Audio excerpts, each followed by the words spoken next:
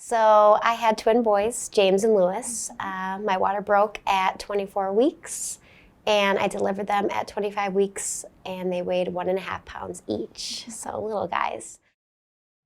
Having a child in the NICU can be a very challenging experience for a parent. In the following video, Caitlin and Monica discuss the resources and strategies that Monica felt were helpful to her throughout James and Lewis's stay in the NICU. When we think about like the extension of your advocacy, so speaking to your nurses as being advocates for you, your family, your babies, etc., would there be other ways that families can kind of grow within their advocacy? Like, how did you participate in rounds, or how did you approach asking questions, or, asking for things, or questioning things? I think that's something a lot of families that are newer to the NICU don't know where to start, don't know what's right or wrong. And so anything that comes to mind about being an advocate for your babies. So I feel like the first kind of thing was like the medical jargon. Sure. Coming in and, during the first rounds, like you hear these words that you're like, I don't know any of these words. So something that helped me was I kind of kept a notebook. So I used a notebook a lot, and I feel like first I was a little intimidated by rounds, so I would ask whoever the nurse was that day, kind of like, oh, what did they mean by this? Or what did they mean by this?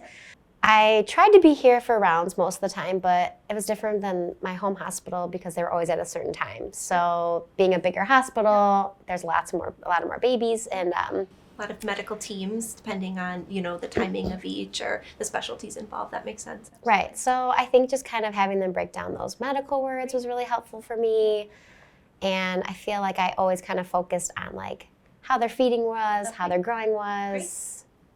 Yeah, we talk a little bit about that. I have a lot of questions about like, what do we need to get out of here? And the terminology that I've always been looked at is starting with like eating well, breathing well, and growing well. Right. And so I feel like those are the main kind of areas you were always concerned about as parents. So I'm happy to hear that a notebook is helpful, because that is something that we offer parents and encourage parents to utilize, because you meet so many people.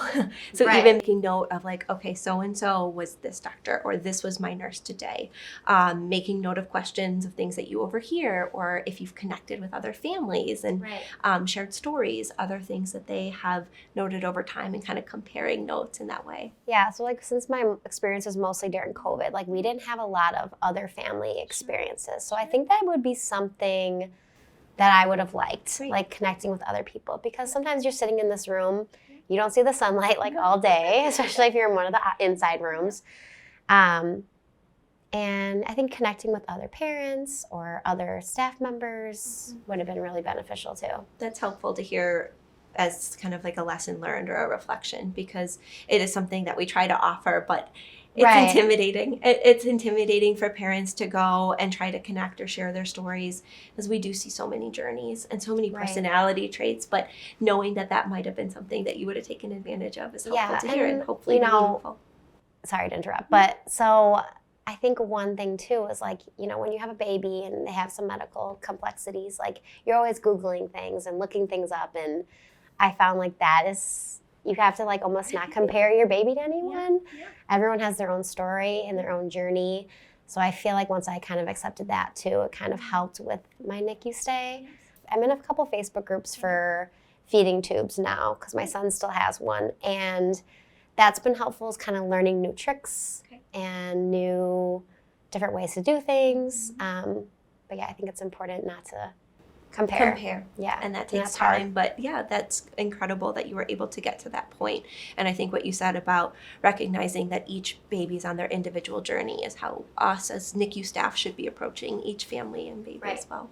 I think that something that gets kind of lost in long-term admissions such as yours is making those memories and celebrating those small progresses, or building a life while you're in the hospital. Was there anything in particular, like reflecting back on, that was really special for you to celebrate, that you would recommend others trying to take advantage of, or something that just made it easier being here regarding milestones and achievements? So I actually kept a journal, and I would write the boys' weight in every day, and there's always like something in the journal, like a positive for the day and then like a negative for the day. So looking back at that was really, because you could look back far and you're like, wow, they've really come a long way. Also, we were able to have some opportunities to make like little crafts for our babies and put them in the room. And I know some of the primary nurses kind of created things to celebrate the milestones. In James's room, we had like a big poster, and every time he like gained weight or rolled over or anything, like they kind of added it to the poster. Oh, wonderful. So, and As an it's nice achievement. because we still have all the at home. I have everything in like a huge box. So pulling out like the little diapers and all the posters, like you realize how far they've come. And you know, it's hard for parents in that moment. You're almost like looking hour by hour. You don't really look too far in the future, but it's nice to look back now and realize how far they've come. That's meaningful, and something I encourage families to be aware of is that comes naturally to some families in a NICU experience, and like you said, to others it's taking things hour by hour. Right. And you don't have to feel, not to tell people how to feel, but you don't have to feel like a bad parent just because you're not there recognizing every small progress. And sometimes it's on other support staff to bring attention to that, or again, to individualize it based on what's meaningful or important to each family. But my goal is for families, no matter how long the experience is, to feel like they still lived a life and they still had a family together throughout this experience. And I'm happy to see and to hear that seemingly is where you're at with your reflections and your time looking back. Yeah. Would there be something to our current families or families that might hear your story that you wish somebody would have told you in the midst of your experience, or anything that stands out as something you've read since and then like, oh, I wish I heard that, or I wish I knew that when I was in the NICU with my family? I think, like I mentioned before, just the quality over quantity. I think sometimes you kind of get caught up with everything in the NICU, especially having 2 babies in 2 different places. You need to take care of yourself. Yeah.